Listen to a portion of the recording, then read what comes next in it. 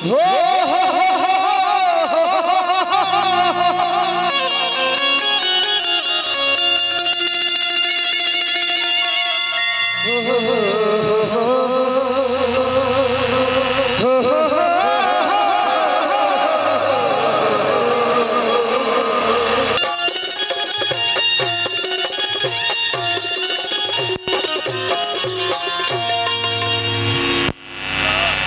माननीय कल्लू बाबा स्टेज पे बैठे हैं।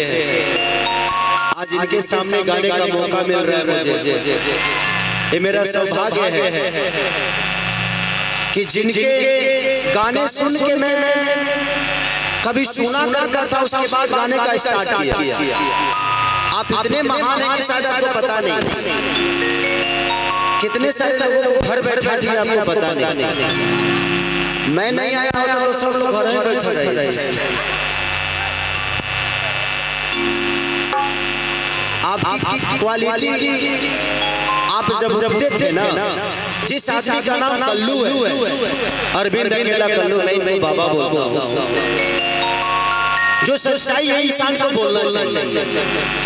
ये जब बज रहे थे ना, तो चाहे वो पवन भैया हो, चाहे सारी का तो कोई अस्तित्व नहीं था। उस समय तो हमारा मन अस्तित्व न रहो, हम लिट्टी बेचता था।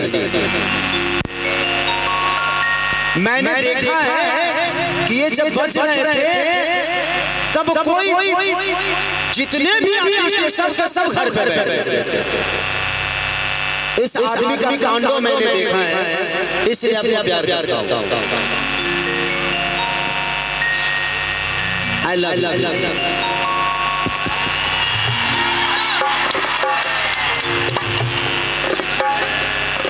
हेलो हेलो हेलो, इस प्यार को क्या नाम दूं? यामाहा। हम जाते हैं। बहुत बहुत धन्यवाद।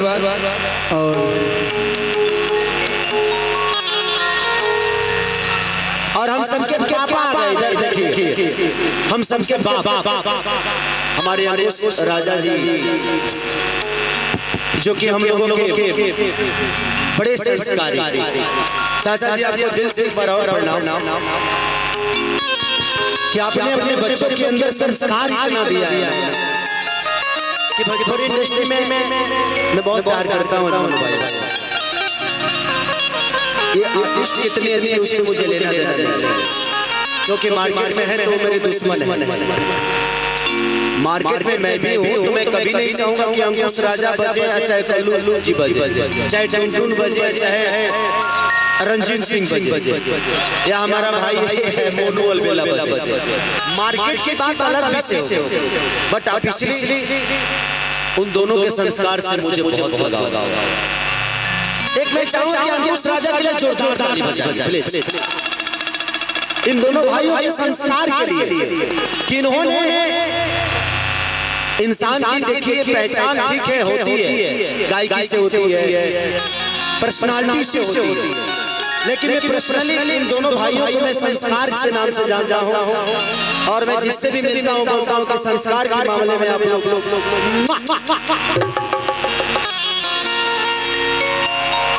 कि जय गणेश मंगल करना, विघ्न हरो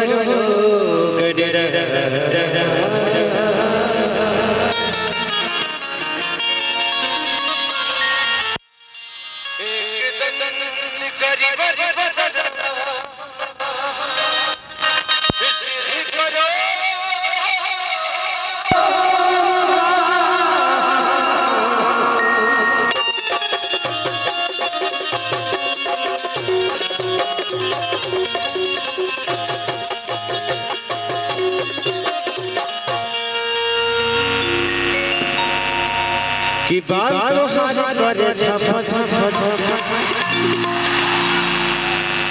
कि मां के ज्योति से नूर उड़ता है,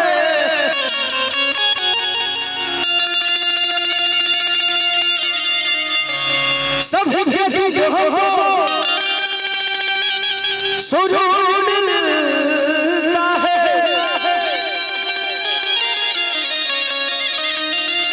कि मां के दरबार में जो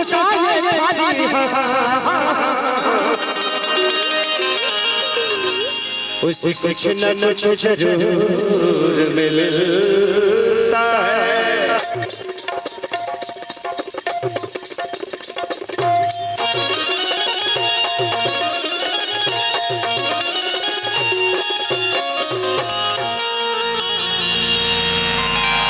आइए को भजन ज्यादा ऐसे हमारा लिखा लगा भजन का माहौल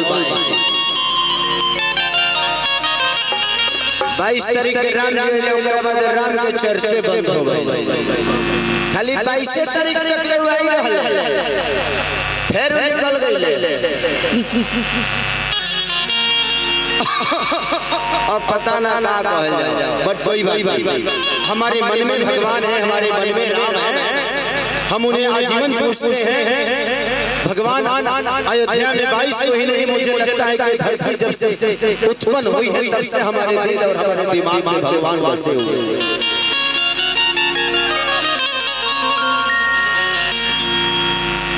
कि सब है छूटल बाबा से वही होता है राज।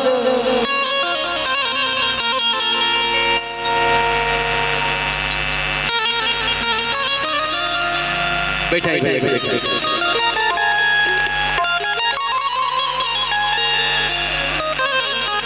संजय लोकेश बाबा कहाँ है? लोकेश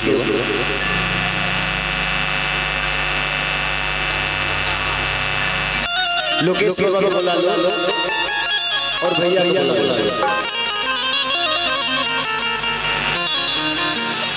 आप थोड़ा सा प्रॉब्लम करेंगे जेल में चले जाएंगे।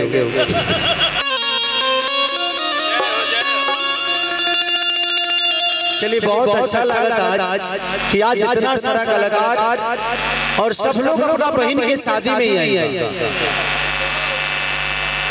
हीरोइन लोग को छोड़ के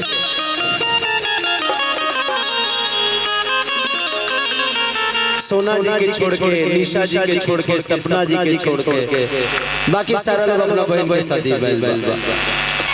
और इस क्षेत्र के शान पंकज वसुधरी हमारे बड़का भैया जिनके हमेशा प्यार और आशीर्वाद और हमारे विशाल भारती जिनके विशाल इतना प्यारा राइटर है कि मैं उसका अब इसलिए मैं बहुत बड़ा फैन हूँ विशाल का। इधर गायब हो गया हम दोनों के बीच में। गायब इसलिए हो गया कि शायद मुझे रोक लग गया है गाना गाने से, बट कोई नहीं, बस समय है गुजर जाएगा। रात है तो दिन होगा, दिन है तो रात होगी। आज नहीं तो कल खेसारी आजाद होगा। शेर को ज्यादा दिन तक पिंजरे में कोई नहीं रख सकता है। अब कुर्सी के करे खड़ी लगे अब हमारा ले वीआईपी ढेर ढेर आ गया।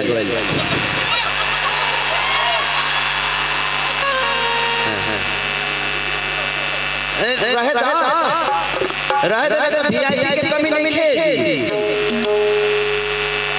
अब कल्लू जैसे सुपरस्टार भैया बैठल बड़े, टुनटुन जैसे सुपरस्टार भैया, अंकुश राजा जैसे सुपरस्टार भाग्यशाली वालों लोग कुर्सी मिल बा।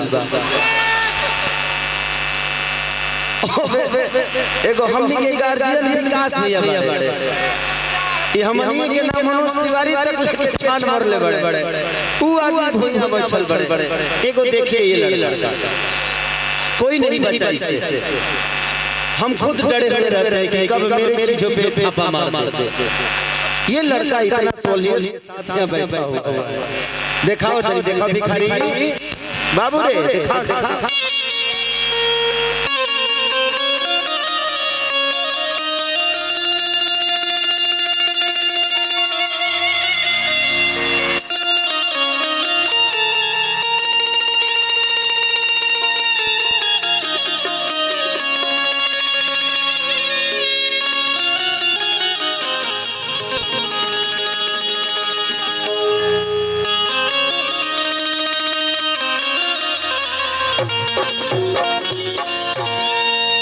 पंकज जी सबको इधर से बैठा दीजिए, सबको बैठाइए।